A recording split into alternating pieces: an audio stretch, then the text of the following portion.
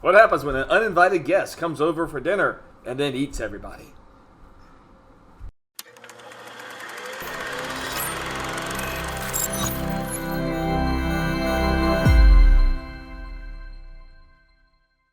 Yes. Welcome to Retro Film Review, where we like to take a look back at movies that shaped our generation. Today we're looking at 1979's Alien, which stars Sigourney Weaver.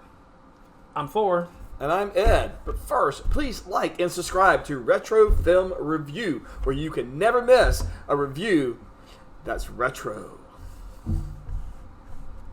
Self-explanatory. Do you want to give us a synopsis? Because this was actually my very first time watching this movie. I know it's hard to believe. It's hard to believe. I can't tell you how many times I've seen this. So this is going to be pretty fun today. So basically what happens is you have a group of outer space truckers who are basically been given a distress call. They're woken up and there is a distress call from a neighboring planet that they have to go investigate. And they send out a crew there. They get a uninvited guest that attaches on to one of the guy's face. And they bring him back to the ship and mayhem happens. Mistake number one. Yes. There's a lot of mistakes made in this movie. Yes. Not from the director, but the people inside the movie, which is typical of any of this type genre, science fiction horror type movie. If everybody would just listen to the person in charge, then you wouldn't have a movie. And we wouldn't have an iconic film. It'd be real short. And we wouldn't have 25 sequels. Well, after that very long intro, it would have been a short movie after that. But no, it's not my typical genre, so that's why I hadn't seen it before. Now, I know I've seen plenty of clips. I've seen some of the spoofs that come from it, like the alien bursting or chest bursting scene that they redo in Spaceballs. Yeah, well. Kidding. But yeah. We are reviewing it, so I knew a lot of the different things. I've seen the Alien before, right? But just like when we reviewed Halloween, I haven't seen it before. Yeah. So I just finished watching it an hour ago, so I'm coming off fresh. Pretty fresh. So I'll give you my take on it. I think it was great. I think for 1979, for an $11 million budget, it was fantastic. I won't say a word masterpiece, because, there's some things that could be tweaked, again, but for the technology they had when they made this film, that was pretty much, the technology could have changed a little bit. They didn't have CGI, but some of the props they used could have been a little bit better, but again, this is 79, so, to me, it was fantastic. Yeah, I would go to say that it is a masterclass in how to build suspense within a movie. Ridley Scott, one of his first ones, and just the way the script design, the way that they build the characters within the movie, and you kind of know what each one stands for. You got some that are there to support the main company. You've got some who are born leaders. You've got some that just want to get a paycheck and go home. Yeah. And while these may be the same kind of normal tropes you would see in films, but you kind of understand where these people come from. But the way that and I talk about it as always the Jaws effect, as you show a little bit to begin with, and then you slowly grow and grow and grow to the very end. It's full formed, with the monster there. That's something I didn't understand, but go ahead. Well, I'm just saying, but the way that you just get nuggets and the surprises that it gives you, especially now that you've not seen it, and then the rewatchability of this, going back and knowing what you know and seeing how different characters react throughout the movie, based on what you now learn about them at the end, also changes your focus on how you see the film. Yeah, definitely. But again, coming literally fresh off watching this for the first time, I thought the intro just took way too long. But this is typical late 70s, early 80s, where you did all the credits up at the front. You had like a slow moving whatever, and you do like the director and the writer and then the actors and all these things, and it's like, it was like 6 minutes or something before you actually saw the first person, and because then they're going around in the ship, and it's like, yeah, but that's building. I mean, it's the score that's kind of giving you set for the whole movie. I mean, the score is great for this movie. Yes. But the way, no, I mean, I love like the title design where you would just get like a little bar of the letters that came in, and at the end of it was fully formed. Okay. I mean, I appreciate that. I think that's great. I think it's great title card sequence. You're okay to be wrong. No, I'm kidding. I'm teasing. But no, I mean, the way that it goes around and it shows you kind of the ship a little bit as it's waking up, and you go through, you kind of see the corridors, you get an idea that this is a lived-in, this is not a sterile environment. I mean, right. You know, it's a lived-in, working ship. So you're going to have, this is grunge almost for this. So these are not, this is not Star Trek. Because basically, right. Star Wars, you know, I mean, let's get to it. This is the late 70s. Star Wars came out, Star Trek, I think they were working on the movie at that time, but Star Trek's a very sterile type environment. Yeah. So this really took space, you know, movie into a different direction where it felt more lived in as being, you know, Earthlings versus other people from other worlds. Right. And so I think that's where, as it's moving around the ship, it's trying to give you that feeling of this is not your typical science fiction film that you're used to seeing. Right. But, you know, I think the initial setup, when they got the distress call, which later I really liked how, I think it was Ash said, that really wasn't an SOS. It was more like a warning. It's like, well, wish you would have figured that out beforehand. Yeah, they were warning you not to. But I do like when they got to the planet to go see this distress call or whatever it was, and they come upon this big, massive skeleton of an alien. And they foreshadow, and they're like, because it's like rib cages. You see his skeleton is ripped open, and they're like, this thing burst out of his chest. You know, something burst out of his chest. It's like, okay, you're foreshadowing what's going to happen. But then they go see the little alien egg pods. Mm-hmm. And I'm like, okay, and the guys want to get close to it and touch it. I'm like, yeah, that's the first thing you don't do. I think I see some eggs down here on an alien planet. Well, let me go touch it and poke it. Well, and then you also kind of wonder, and they alluded this in the sequels, but just even with where they wasn't, you know, in this ship, but you know, what laid all those eggs? Where is that? Well, that's what I expected to see. Okay. I expected to be like a mama alien come by and saying, what you messing with my babies for? You know, but there wasn't. There was just a field of eggs. Right. Yeah. Well, I guess it was on that ship. But then when they go back to the airlock chamber to come back on the ship, and they're like, yeah, he's hurt. You know, this thing's attached himself to his face, and this and that. And they're like, open the door. And Sigourney Weaver said, nope. Oh, no, we got to give him help, this and that. She's like, you know the procedures, you know the protocol.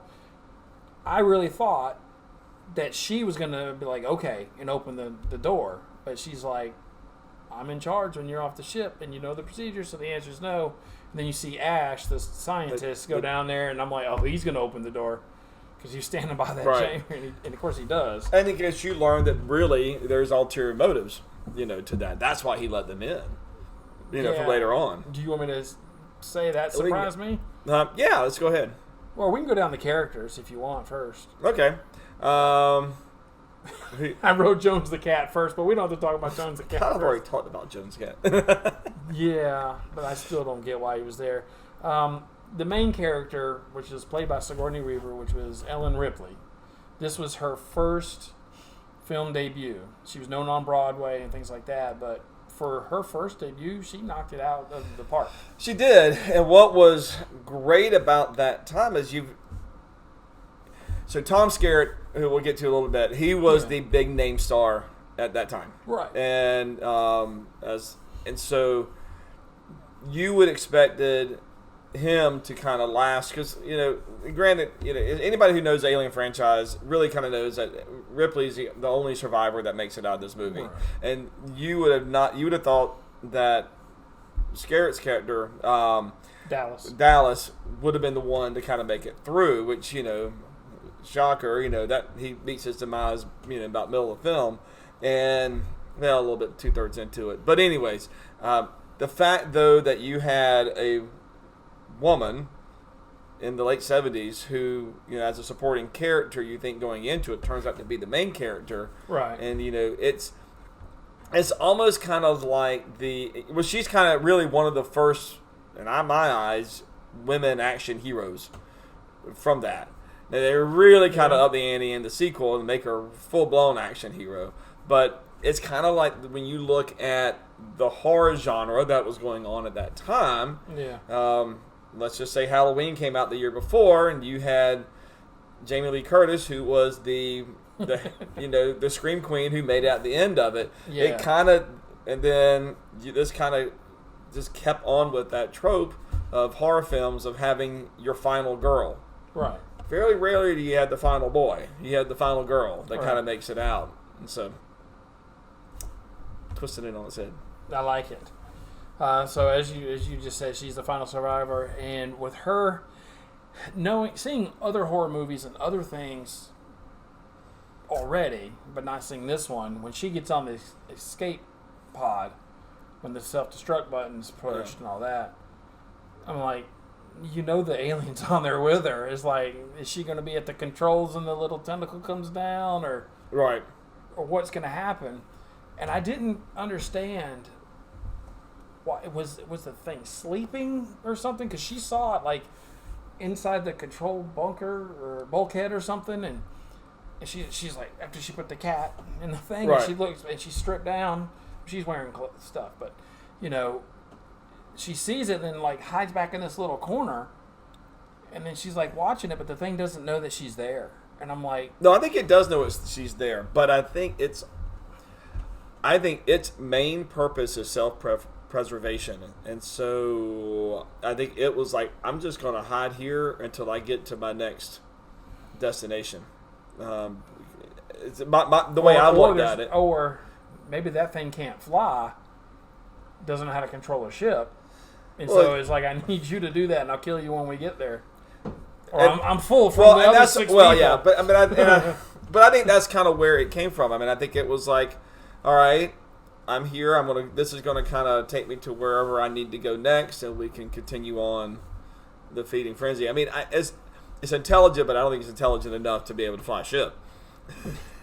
But what was neat with the design of the ship was that, and all this is production design that was fantastic, but it mimicked the shape of the head, so that when you're, as the viewer, when she's walking through it, you don't notice it to begin with. Right.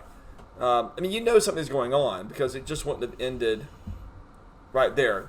You need a final showdown. You didn't really know what happened to the alien. Right. But I think it was, again, well, fantastic. I also thought that maybe as the thing is like about to back up, I know it was faced that way, but in case it was faced the other way, like all of a sudden she's starting to do it and the thing jumps. Like right before the ship explodes, it's going to jump on there and then like trying to get in, and she has to do something. But right. Obviously it was in the ship with her. So I was like, because my daughter was watching it with me, and I was like, she's going to depressurize the cabin because she's putting on that space. So I'm like, yeah, that's what she's going to do, and that's basically what she did. Yeah, it's not the only thing you could do. I mean, yeah, no, in what she was doing, but yeah, and of course, even though it was my first time seeing it, I knew Sigourney Weaver, Ripley, was going to be the survivor, because I know there's a franchise of these and she's in them. Yeah. So, but it was still suspenseful, because you're like, how does she get out of it? How does she get out of it? Right. It's like watching your favorite movie over and over. You know what's going to happen. You still watch it. Well, how about John Hurt? So John Hurt was probably the next biggest name actor kind of in that. And so now, he was second in command, correct? No. Or was he first in command? No. Dallas was the captain, and whenever he wasn't there, Sigourney Weaver was in charge. No, because they both went. I think, and I can't remember which one, but she was third in line, and she was like both Dallas and Kane are off the ship, so that makes me third in line. So I am now captain. Okay, then he would have been second in command. Yeah. Because when they got on the ship, Dallas before was in charge of everything. Okay. Correct. But yeah, and it was so. Honestly, John Hurt is well known here for what we affectionately call the chest bursting scene, which, and I know you know that was going to occur. Of course, yeah. But I would love to kind of go back in time and just witness that for the first time and not know anything about that, because right. It was so horrific, and just to kind of just feeling that thing coming out of you, just to kind of know what's going on. I mean, and the funny thing is with Lambert, Veronica Cartwright. Yeah. They knew something when they were filming it. They really wanted the element of surprise on that. So really, only John Hurt knew about this, and so they didn't. So that's not what I heard. Huh? I heard the cast knew it was going to come out. But to make that extra shock, they had they had the blood that the that's that what the I was crew didn't. yeah. Oh, well, that's what I was kind of getting to. I'm sorry. So, but yeah, they had the big blood bursting everywhere. She's great. And so when you see her face in the movie, that's her really in disgust of being just covered with all of that. Shoots right out of the blood. Yeah. Yeah, because it's in the script, so they didn't have to. But they didn't know the extent of how well it was going to be done out. No. So, but that chest bursting scene. I mean, it's fantastic. And of course, they spoofed it in Spaceballs with John Hurt. He did it as a favor, and they did, or he was on set that day or whatever, and they said, "Hey, you want to do this for us?" Sure. And they said, so they put them all things in. I told my daughter, I said, yeah, they spoofed this in Spaceballs, but when the thing comes out, he looks down and says, "Oh no, not again." It's quite funny. So, but yeah, he was the one who was on the planet and he was poking the thing and trying to open it up, and it went through his glass, which I don't understand how. I guess since it attached so quick, because when the glass is broken on your spacesuit, it would depressurize. So how would he even survive? He survived because that thing went down his throat and it was feeding him. All right, so next up, you to round out the cast, you've got Brett. We talked a little bit about Lambert, and then Parker. Yeah, well, real quick about Brett, I think that was a scene that could have been. I say the scene, you don't know which one I'm talking about. They're going to look for this alien, and Lambert, Parker, and Brett go looking in one area, and then the cat, it's a jump scare, and it gets you. They think there's an alien behind the thing, and the cat jumps out, and it scares them. Well, the cat, Jones, runs off. Well, Brett says, well, I'm going to go find the cat. First off, why? If you have a cat, they don't just come running to you. But two, that scene took too long because he's walking through the thing. He thinks he hears it. And then he's got to walk farther and farther and farther. He finally sees the cat, and the cat's just looking. And he's like, okay, the cat sees something else. And that's when we first see that it's a 7-foot alien at this point. Because we saw the shedded skin. And he knew, he's like, oh, this thing's growing. But 7 feet. And I know it's 7 foot because the actor who played it is like 7 foot tall. So that's why I keep saying that. But it's like that scene maybe it was drawing the suspense or something, but to me, it could have been condensed a little bit. I didn't time it or anything, but it's like, okay, this scene is, he's going to die. It's kind of getting drawn out and drawn out and drawn out. Or I would have loved to see maybe he saw the cat go behind, and he's, "Come here, cat," and he grabs it, and he grabs the alien, and the alien comes out at him. "You darn cat." Or what was the show? That Darn Cat? Yeah, anyway. That Darn Cat. So, to me, other than that, I think he played a good character. He was one of the ones that you talked about, he and Parker, that were just there for the paycheck. They didn't think they were getting paid enough. They wanted more. Right. So, do you have anything to say about Brett? I mean, other than he was probably, to me, the least developed character just because he was probably in there the shortest. After he was the first one to kind of get knocked off.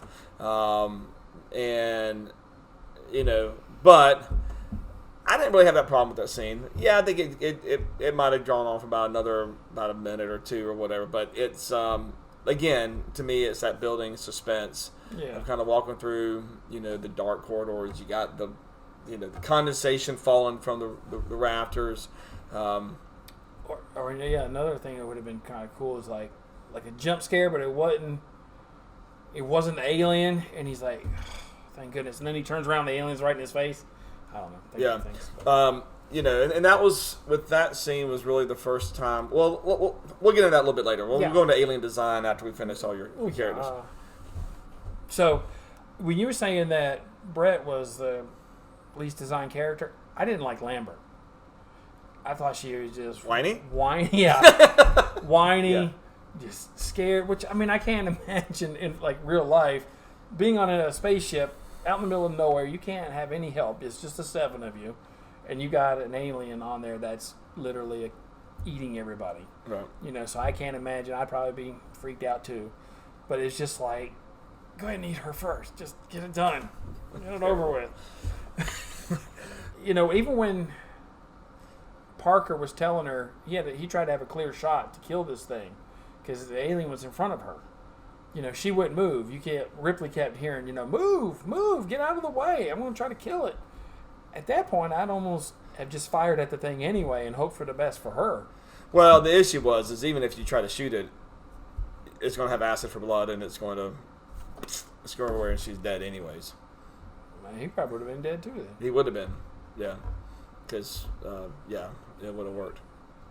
I like Parker. I thought he was good. He was another one that was just in it wanting the money. He wanted more shares.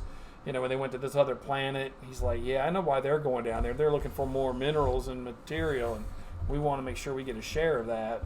Right. One funny part I thought he did when they were down there, and Sigourney came and said, down there, and they're like, we want our shares, and there was a bunch of steam blowing out, and she's trying to talk through it and see them, and because they're trying to fix the machine, and as soon as she walks off, he's like, and turns a little tile and it stops it. It was all for effect. Yeah, It's like, that was awesome.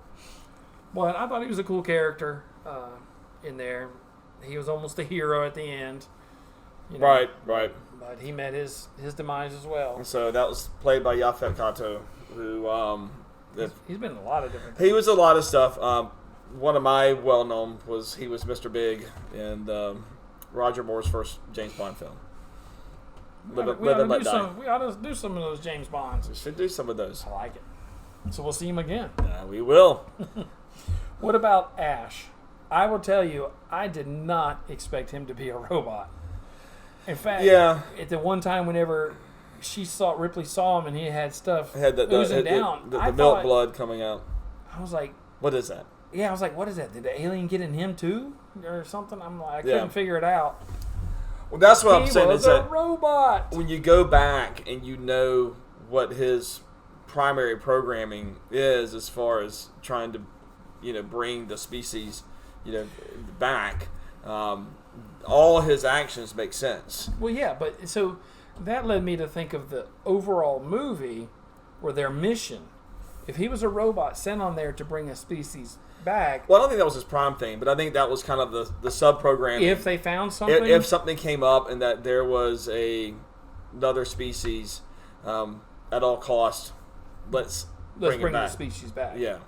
Okay. Because, this was just another corporation that, the Waylon Jennings Corporation, that when you learn in later movies is really a huge company. I mean, and that they were want to get this back for potential once they learned what it was. And I'm assuming Ash was communicating back with the company during this. We don't know that, but I'm assuming that he was and trying to let them know what's going on. I'm sure they saw this as a weaponized potential.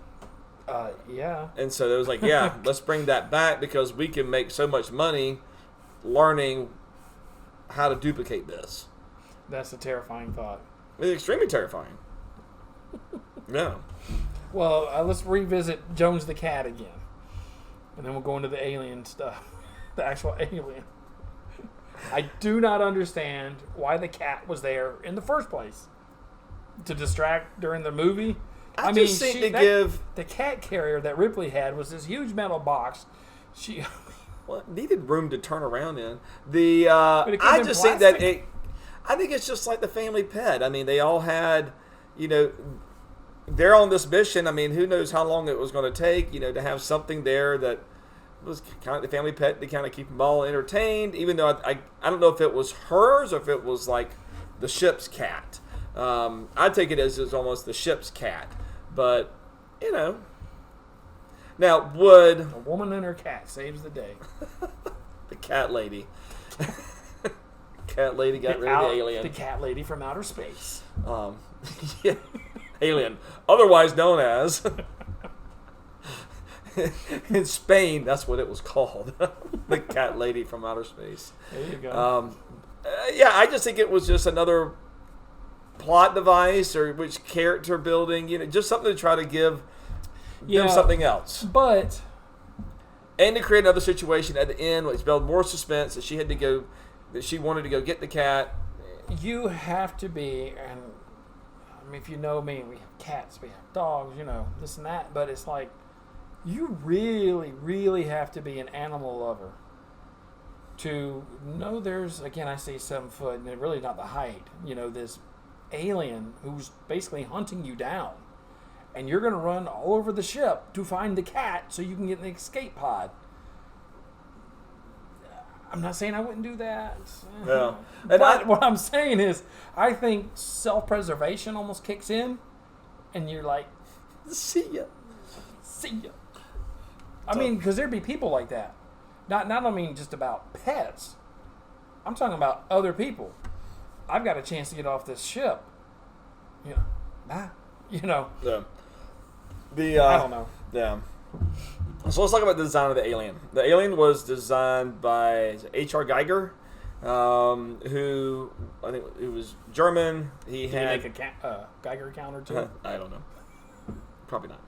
Probably a different one. That was his cousin. He's twice removed. But his designs were all these kind of Art Deco sexualized designs as far as how the curves and all that kind of stuff, and that's what attracted the filmmakers to him to kind of design the alien. And the alien obviously was very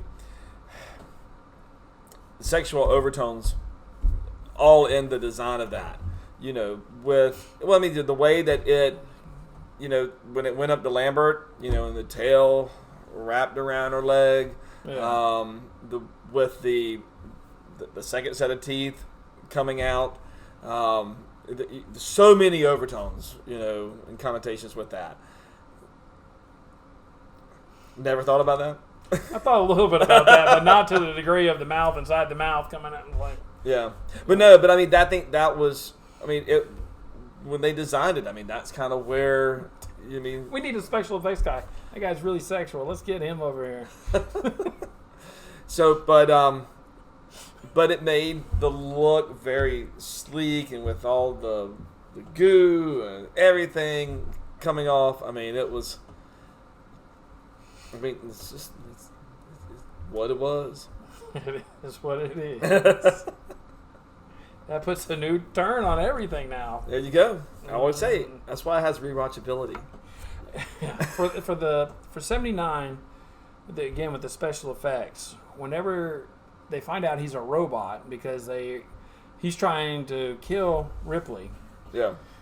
Because she found out what his primary objective was, Mm-hmm. And so he's trying to kill her. He's got super strength. Then he's actually able to kind of thwart off the other people as he's doing that. And the guy hits him in the head with like a fire extinguisher or something. I don't know what it was. Yeah. And basically knocks his head off. At first, and then he Right. actually completely does.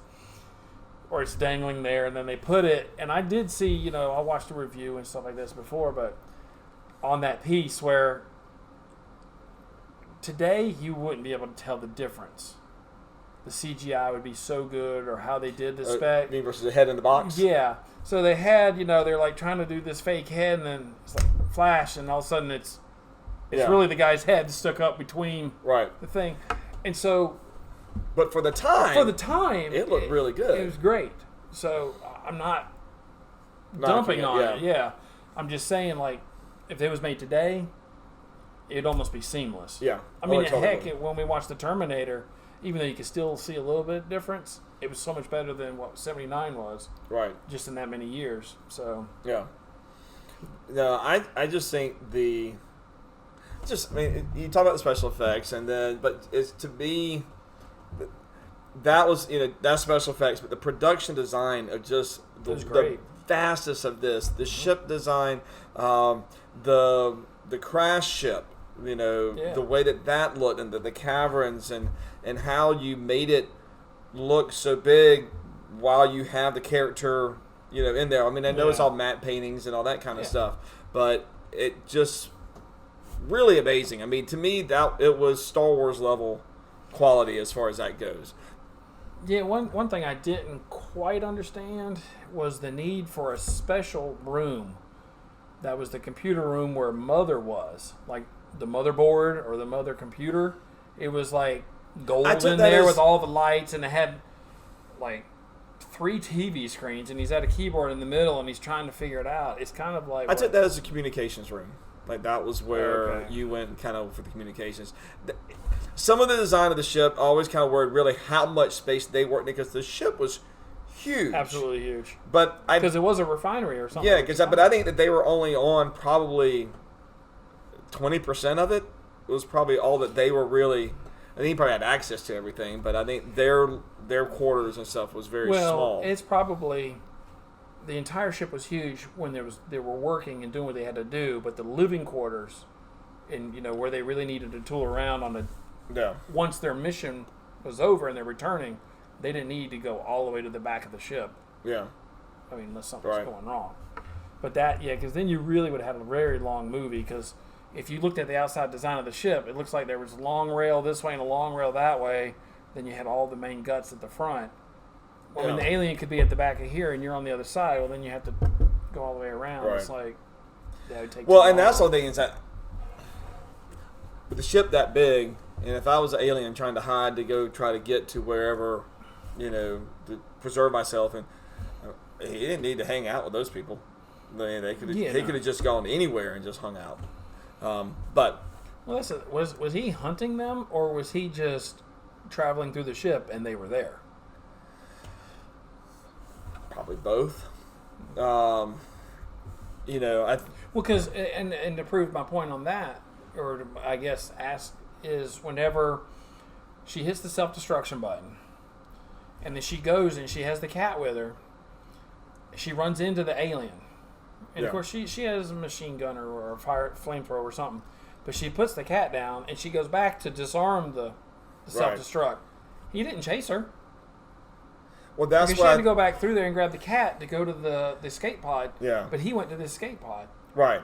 Well, and that's where I think, as far as the self-preservations, but I don't understand the intelligence factor of this thing to understand that. Did he know that the ship was, or understand that it was being under self-destruct? So he was like, all right, she's going this way, and this is where that is, so I'm going to go in there and go get her that way.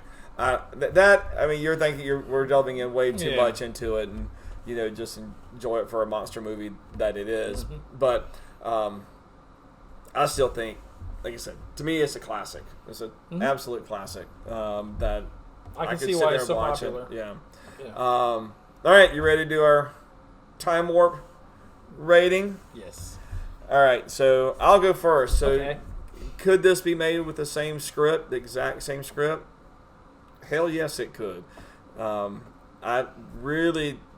There's not a lot that you could really change. I'd give it a 9. I mean, other than just some of the, some things may seem a little bit outdated, but I think you could. I'm in complete agreement. I just watched this, and of course, as I'm watching these movies for these reviews, even movies that I've seen many times, I still look at it from that perspective. I'd basically give it, I'll say 9.5. We won't say 10. Because, yeah, there's some nuances. The technology now is better, but the exact same script, same dialogue, same absolutely everything, I could see you could make that today. Yeah. And you're not even having to worry about CGI. You could have the same props. I mean, yeah, the computer room may not have to be as big because it's probably on your phone, that same data. Right. But that's not the point. The point is the movie's not dated because it is in the future. So It's you're in the not getting future. 70s references or 80s references or things like Right. that. And I think that it gives to me, a realistic look about how the future could be. You see these things that come out, this is the future in 30 years. Well, I mean, yeah, a lot of stuff has happened in the past 30 years of my life, but there ain't nothing going to happen we're already going to be traveling through warp speed unless, some alien comes down and gives us some technology to be able to do that. But I think of all the movies we've reviewed, especially since we've done the time warp rating, to me, this is the highest one. Yeah. Of all of them. Right. And even when we go into my favorite, it's not going to get a 9.5. So I already know that. But that's not the point. So that's all I can say. I mean, this is basically a masterpiece. I was thinking of the same thing as The Shining with Stanley Kubrick, which I absolutely love. To me, that's a masterpiece, and we could delve way into that. But, I mean, this is great. If you don't mind a few jump scares, the gore isn't bad. No, it's not. And that was one of the things I think that was, to me, makes it more timeless, is that you don't have, because sometimes the gore effects from that era comes off as really cheesy. Oh, yeah. Even, like same with John Carpenter's Halloween, there was very little gore in there. Right. And again, which is why I make that to me is so rewatchable. Yeah. You don't need to have. There are some things I think gore is fun in having in, but you don't need it to sell the story. No. Your actors and your script sell the story. Mm-hmm. Yep. So, all right. Let us know what you think. Yes. Write down in the comments. Tell us what you think about Alien. Is it one of your favorites? Do you like it? Not? And again, we will see you next time on Retro Film Review.